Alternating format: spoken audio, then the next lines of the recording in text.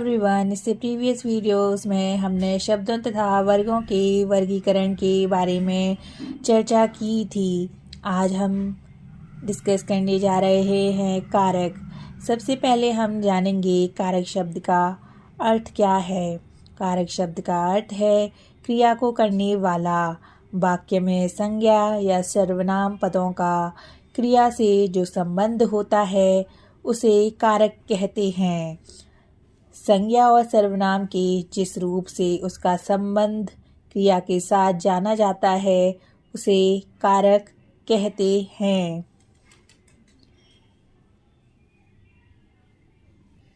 ये संज्ञा या सर्वनाम शब्दों का क्रिया के साथ संबंध प्रकट करते हैं। इन्हें विभक्ति चिन्ह भी कहते हैं। अब हम जानेंगे कारक के प्रकार। कारक मुख्यतः 8 प्रकार के होते हैं। कर्ता कारक, कर्म कारक, कर्ण कारक, संप्रदान कारक, अपदान कारक, संबंध कारक, अधिकरण कारक, संबोधन कारक। अगर हम बात करें इनके विभक्ति चिन्हों की तो कर्ता कारक के लिए नए विभक्ति चिन्ह का प्रयोग होता है। कर्म कारक के लिए को विभक्ति चिन्ह का प्रयोग होता है। कर्ण कारक के लिए से या द्वारा के द्वारा विभक्ति चिन्ह का प्रयोग होता है। संप्रदान कारक के लिए को या के लिए विभक्ति चिन्ह का प्रयोग किया जाता है। अपदान कारक के लिए से विभक्ति चिन्ह का प्रयोग किया जाता है। संबंध कारक के लिए का, के, की, रा, रे, री विभक्ति चिन्ह का प्रयोग किया जाता है। अगर हम बात करें अधिकरण कारक की तो इसका विभक्ति चिन्ह में और पर है। संबोधन कारक के बारे में हम बात करेंगे तो इसके लिए विभक्ति चिन्ह का इस्तेमाल किया जाता है हे, ओ या फिर अरे। सबसे पहले हम चर्चा करेंगे कर्ता कारक के बारे में। वाक्य में क्रिया या काम करने वाले को कर्ता कारक कहते हैं। कर्ता पद प्राय संज्ञा या सर्वनाम होता है। अगर आपको यह जानना हो कि किसी शब्द में कर्ता कारक है या नहीं तो वाक्य में मुख्य क्रिया के साथ कौन प्रश्न करने पर उत्तर मिलने वाला पद कर्ता कारक होता है। उदाहरण के तौर पर श्याम पढ़ता है। अगर हम प्रश्न करें कौन पढ़ता है तो हमें उत्तर मिलेगा श्याम। अतः श्याम पद कर्ता है। कभी कभी कर्ता कारक के साथ न के अलावा को या के द्वारा या फिर से विभक्ति चिन्ह का प्रयोग होता है। उदाहरण के तौर पर राम को स्कूल जाना है। गीता के द्वारा यह काम किया गया। रोहन से खाया नहीं गया। तो इसमें को के द्वारा से विभक्ति चिन्ह कर्ता कारक के लिए प्रयोग किए गए हैं।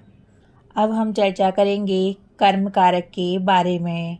शब्द के जिस रूप पर क्रिया का फल पड़ता है उसे कर्म कारक कहते हैं। इसके लिए को विभक्ति चिन्ह का प्रयोग होता है। वाक्य में विभक्ति रहित कर्म को पहचानने के मुख्य क्रिया के साथ क्या लगाकर प्रश्न करते हैं।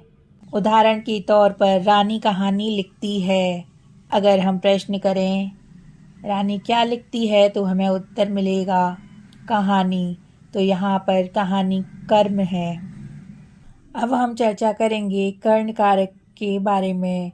संज्ञा या सर्वनाम के जिस रूप से क्रिया करने के साधन का बोध होता है यह कर्ण कारक होता है और इसके लिए के द्वारा यह से विभक्ति चिन्ह का प्रयोग किया जाता है।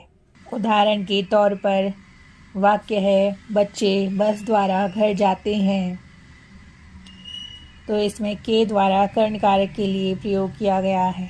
अब हम चर्चा करेंगे संप्रदान कारक के बारे में, जिसके लिए कुछ किया जाए या जिसे कुछ दिया जाए ऐसा बोध कराने वाले संज्ञा या सर्वनाम को संप्रदान कारक कहते हैं। इसके लिए को या के लिए विभक्ति चिन्ह का प्रयोग होता है। उदाहरण के तौर पर वाक्य है बच्चों को भोजन दो, तो इसमें को संप्रदान कारक का विभक्ति चिन्ह है। अब हम चर्चा करेंगे अपादान कारक की। संज्ञा या सर्वनाम के जिस रूप से अलग होने का भाव प्रकट हो उसे अपादान कारक कहते हैं। इसके लिए से विभक्ति चिन्ह का उपयोग होता है।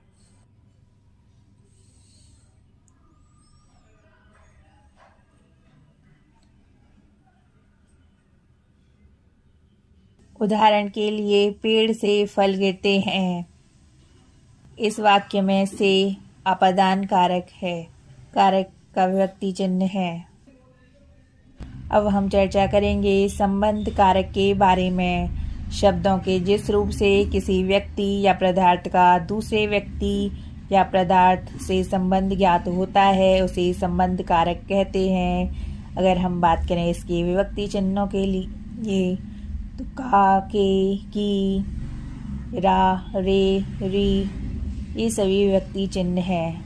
उदाहरण के तौर पर वाक्य है शाम का सामान आया है, तो इसमें क्या संबंध कारक का विभक्ति चिन्ह है।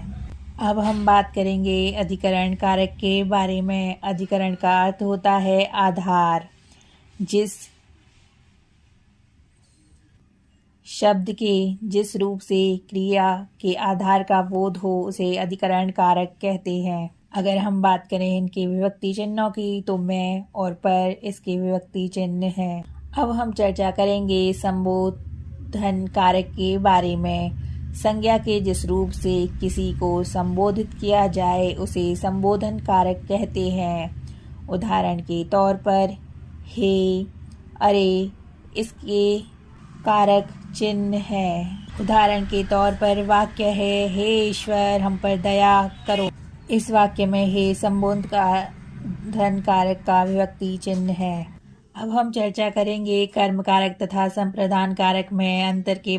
दोनों कारकों में को विभक्ति चिन्ह का प्रयोग होता है। अगर हम बात करें संप्रदान कारक की तो संप्रदान कारक में देने का भाव प्रमुख होता है, जबकि कर्म कारक में क्रिया के प्रभाव का भाव होता है। उदाहरण के तौर पर वाक्य है रीता ने रानी को भोजन दिया। इसमें को विभक्ति चिन्ह संप्रदान कारक है क्योंकि इसमें देने का भाव प्रकट होता है। अब एक वाक्य है राम ने रावण को मारा। इस वाक्य में को कर्म कारक का विभक्ति चिन्ह है क्योंकि इसका प्रभाव क्रिया का भाव है। अब हम चर्चा करेंगे कर्ण कारक और अपादान कारक में अंतर के बारे में। दोनों कारकों में से विभक्ति चिन्ह का प्रयोग किया जाता है। जहाँ साधन के अर्थ में से का प्रयोग हो वह कर्ण कारक होता है तथा जहाँ पृथक या अलग होने का भाव हो वह अपादान कारक होता है। उदाहरण के तौर पर वाक्य है मोहन पेन से लिखता है। इस वाक्य में से कर्ण कारक का विभक्ति चिन्ह है। दूसरा वाक्य है पेड़ से पत्ते झड़ते हैं। यहाँ पर से चिन्ह अपादान कारक के लिए प्रयोग हुआ है। अब हम चर्चा करेंगे अधिकरण कारक के।